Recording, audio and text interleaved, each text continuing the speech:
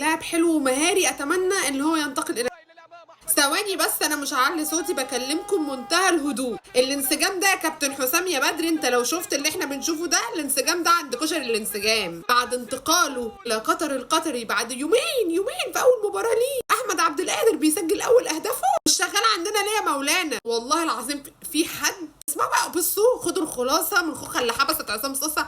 انا هجيب لكم النهي. في حد راشش حاجه على بوابه النادي، او اقول لكم العمل في كولر. ما فيش حل ده. انا ايه ده؟ اول ما بيمشوا ربنا بيفتح في ايه يا حبايب قلبي؟ لا انتوا، لا قصدي انت لا.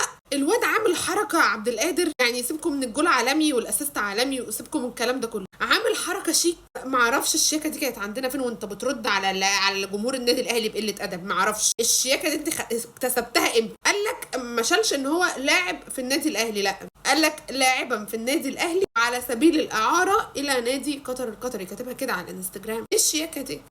رجعوا. هو في بجد هو ده البني ادم. اول ما البني ادم اول ما بيشوف الحاجه راحت من ايده ولمعت كده ونورت، بيبقى زي كده عاوزها ترجع تاني.